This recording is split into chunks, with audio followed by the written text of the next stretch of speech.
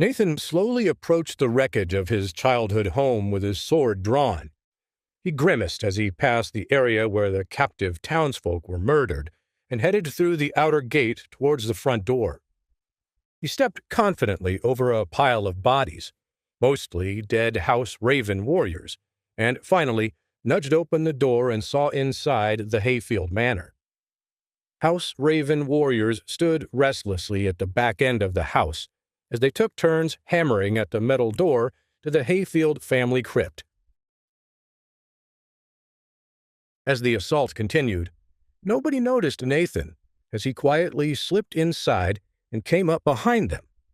Nathan stayed in the shadows as he crept across the trash remains of his poorly lit living room. His nose crinkled into a snarl when he finally caught sight of Cedric Raven, the High Lord's son. Cedric was leading a small group of warriors through the house as they finished off the wounded House Hayfield guards and Dunshire locals who'd fallen in the initial fight. Nathan moved to cut them down, then stopped himself. The metal banging stopped as Remus Raven shoved his way through his men and stood before the metal door. Remus channeled spiritual energy through his blade and prepared to slash it down. "Enough of this! You sniveling worms down there ought to surrender now. At least then, I'll give you a quick and peaceful death. There's no point dragging this out any longer. Nobody's coming for you." Remus waited a moment by the door, but heard no response from old Billy or the surviving townsfolk on the other side. "Take this, then." Remus swiftly struck the metal door with a powerful slashing blow that blew the metal handles off its hinges and flew, clattering down the steps into the crypt. Before Remus could spur his men down into the abyss, old Billy's voice echoed out from below. "The charge!" Old Billy limped up towards his enemies and led one final charge up the steps. Although his death was inevitable, he wished to go out in a blaze of glory, rather than be hunted down like a rat in the dark maze-like cavern underneath the manor. Remus Raven crouched and raised his sword high above his head as he prepared to receive the townsfolk's countercharge. He couldn't help but chuckle at old Billy's attack. "Those fools! At least it'll save me the trouble of having to root them out down there. They can't possibly think of defeating me. At this point, they're weak enough that I could take them all on myself. That feeble old man's their strongest warrior, and he's no more than an apprentice level."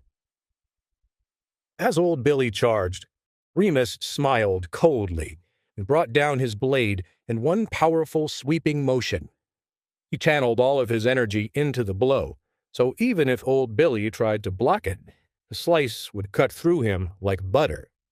In a matter of milliseconds, Billy would lie dying on the ground, just like the rest of them. Remus Raven gasped as he realized his blow had just been blocked. Nathan Hayfield had chosen his moment to act perfectly as he leaped above the host of House Raven warriors and landed right where Remus's blade aimed to strike down Billy, blocking the powerful attack with ease. The momentum of the block sent a wave of spiritual energy and wind across the room in all directions, pushing back many of the House Raven warriors and townsfolk who'd been charging up the stairs. Remus took a step back in shock, while old Billy chuckled and also stopped his attack. "There you are, young master. I knew you'd return. Those bastards told us you were dead." Nathan smiled at old Billy and shook his head. "They'd have to hire somebody a lot stronger than these weaklings to take me down. Now go back down there quickly. Leave the rest of this to me." "You're serious?" "Deadly serious. I've sworn to the heavens that everyone with the last name of Raven dies this night. I will not break such an oath. Now go back and dress your wounds. I will come for you when this is over." Old Billy nodded and did as Nathan commanded. He limped back down into the crypt and made sure the townsfolk stayed near him. Meanwhile, Nathan positioned himself between the stairs down into the crypt and the host of enemy warriors. Nathan snarled bitterly as dozens of warriors immediately surrounded him with their blades aimed at his heart.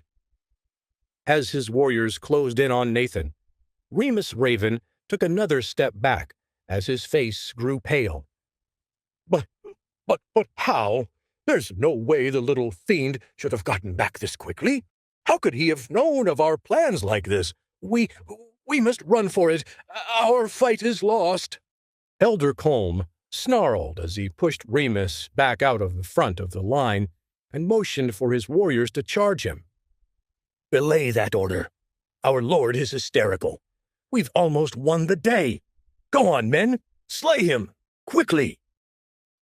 As the warriors charged, Nathan moved with lightning-quick speed and leaped once more over the host of enemy warriors. As he touched the ground, he swiftly stabbed his intended target and flew back up into the rafters of the building. Cedric, no! Remus Raven's face twitched as he realized what had happened.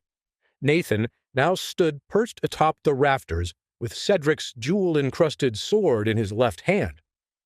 Cedric's lifeless body lay atop a pile of other fallen warriors as Remus raced over to his freshly slain son. My boy! My final son! As Remus grieved, his warriors encircled the area beneath Nathan and waited for him to make his next move, momentarily forgetting about the crypt entrance. Nathan grinned and spit a bit of Cedric's blood from his mouth and spun the two swords he now dual-wielded. His voice was cold as it echoed through the rafters of the manor. I told you all, those named Raven shall not live to see the sunrise. He is only the first to reach the heavens. Who wishes to be next? Slowly, Remus's sobs turned into a haunted, tortured form of laughter. The veins in his neck bulged as his face grew red from utter rage. You little monster! I don't care how strong you truly are. I want you dead for this! Seeing the speed with which Cedric had fallen, Elder Colm began to have second thoughts about his earlier decision. After all, their plan to ambush the Hayfield manor and utterly wipe out the hamlet of Dunshire had already failed. My lord, perhaps you were right before. Perhaps it's best if we retreat. Remus snarled as he stood up and walked past his son's body. No, no, no! This ends tonight. The brat dies, no matter what. Charge! At their lord's command, dozens of House Raven warriors leaped up into the air simultaneously and struck Nathan. In the blink of an eye, dozens of warriors died at the edge of one of Nathan's two swords, and their bodies went limp before they ever touched the ground. Nathan's blade work was a sight to behold, as he instinctively blocked and parried dozens of thrusts and slices simultaneously. To any normal onlooker, the fight would have looked like an absolute blur of sweat and steel. But for a master-level warrior like Nathan, he had no trouble dealing with the weak foot soldiers of House Raven. After all, many of them were simply low-level apprentice warriors. To Nathan, the process was as easy as squashing and killing ants. He dealt out each and every blow with brutal efficiency and did not waste a single movement. It was apparent to everyone that he could do this with his eyes closed if he wanted to. From the top of the platform of the crypt stairs, Old Billy watched in wonder at the one-man army that Nathan Hayfield had become. In Nathan's youth as a fresh-faced child, he'd been nothing more than mediocre and hadn't seemed likely to gain any renown or prestige. But in a few short years, everything had changed. Now, Nathan was the spiritual pillar of House Hayfield, and his strength alone might single-handedly save their family from total ruin.